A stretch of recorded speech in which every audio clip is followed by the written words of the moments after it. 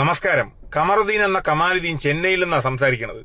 ഇപ്പോ FBയിൽ വരാനുള്ള കാരണം, എന്റെ വിഷയം, ഇന്നൊരു വാർത്തയുണ്ടായിരുന്നു. കേരളത്തിലെ എല്ലാ ചാനലുകളിലും നിറഞ്ഞു നിൽക്കുന്ന ഒരു വാർത്ത. വിഷയം, KSRTC ബസ്സിലെ ഡ്രൈവർ വഴിയരികിൽ ബസ് നിർത്തി മുറുക്കാൻ വാങ്ങി.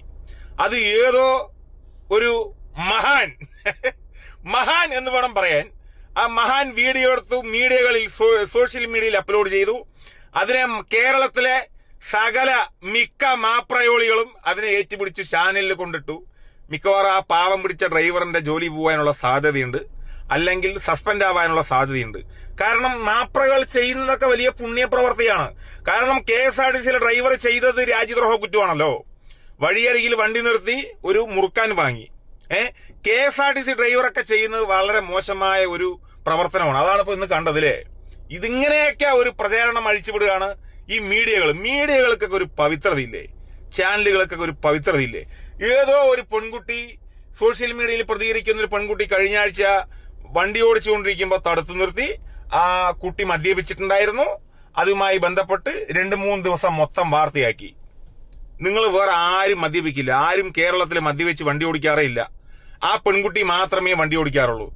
ഒരാളെ എങ്ങനെയൊക്കെ ചെറിയൊരു ഗ്യാപ്പ് കിട്ടിയാൽ മതി, ചെറിയൊരു ഗ്യാപ്പ്, എങ്ങനെയൊക്കെ തരം താഴ്ത്തണം, എങ്ങനെയൊക്കെ അവരുടെ ജീവിതം നശിപ്പിക്കണം എന്ന് മാപ്രകളെ പോലെ വേറെ ആർക്കും അറിയില്ല.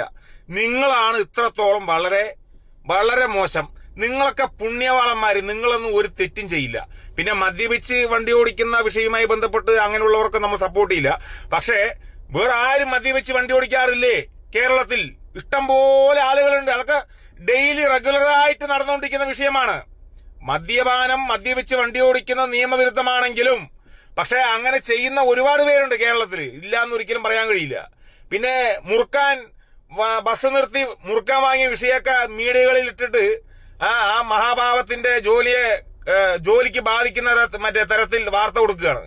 തുപ്പിയതിനും തിന്നതിനും തൂറിയതിനും ഛർദിച്ചതിനും വാളിവെച്ചതിനും കുനിഞ്ഞു നിന്നതൊക്കെ വാർത്തയാക്കുക. ഈ നാറികള് ഇവരൊക്കെ മനുഷ്യരാണ്? അത് ഞാൻ അറിയാതെ ചോദിക്കുകയാണ്. കേരളത്തിൽ എത്രത്തോളം വിഷയങ്ങളുണ്ട്. നമ്മുടെ രാജ്യത്തിനകത്ത്, നമ്മുടെ ലോകത്തിൽ ഒരുപാട് നടന്നുകൊണ്ടിരിക്കുന്ന ഒരുപാട് കാര്യങ്ങളുണ്ട്. അതുമായി ബന്ധപ്പെട്ടൊക്കെ നല്ല പോലെയുള്ള വാർത്തകളൊക്കെ നിങ്ങൾ പ്രചരിപ്പിക്കേണ്ടതല്ലേ. ചെറിയ ചെറിയ കാര്യങ്ങൾക്കൊക്കെ നിങ്ങൾ ഫ്ലാഷ് കൊടുക്കുക. നിങ്ങൾ ഹെഡിങ് എന്തൊക്കെയാ നടക്കണത്? എല്ലാവരും ഈ ലോകത്ത് മിക്ക ആളുകളും, എല്ലാ ആളുകളും അറിഞ്ഞും അറിയാതെയും തെറ്റുകുറ്റങ്ങളൊക്കെ ചെയ്തു പോയവരാണ്. ഇപ്പോഴും നിലവിലും ചെയ്തുകൊണ്ടിരിക്കുന്നുണ്ട്.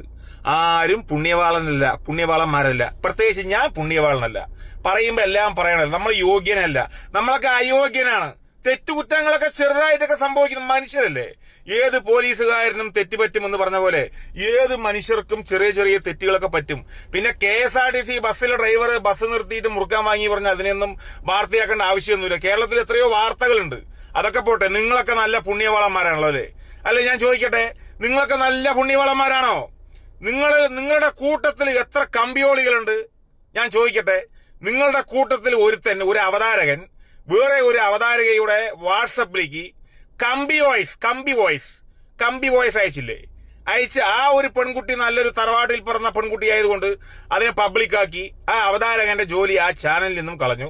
കുറച്ചു കാലം മാറി നിന്ന് വീണ്ടും ആ അവതാരകൻ വേറെ ചാനലിൽ പോയി. എന്താ നിങ്ങൾക്ക് വാർത്ത ആയിക്കൂടെ?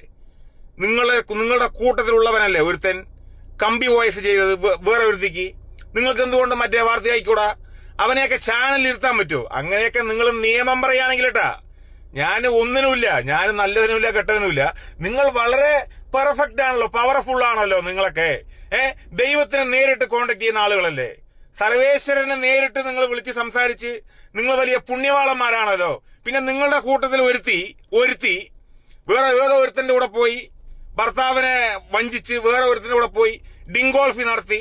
അത് അരിപ്പിടിച്ച് അബോർഷൻ ചെയ്ത് അതിനെ അതിജീവതയാക്കി. നിങ്ങൾ കേരളത്തിൽ നിങ്ങൾ കുറെ കൊട്ടിക്കൊഴിച്ചു. അപ്പൊ നിങ്ങളിലുള്ളവർക്കൊക്കെ എന്ത് തെറ്റുകളും ചെയ്യാം. പക്ഷെ അതൊന്നും നിങ്ങൾ ഒരിക്കലും ചാനലിൽ വാർത്തയാക്കില്ല അല്ലെ. ഭർത്താവിനെ വഞ്ചിച്ചിട്ട് പോയവർക്ക് വേറെ വല്ല പണിയും ചെയ്ത് വല്ല അരിപ്പിടിച്ചു കഴിഞ്ഞാല് നിങ്ങൾ അതിജീവതയാക്കും. നിങ്ങൾ അവരെ സംരക്ഷിക്കും. അവരുടെ ഫേസ് ഒന്നും ഒരിക്കലും നിങ്ങൾ ചാനലിൽ വാർത്തയാക്കില്ല.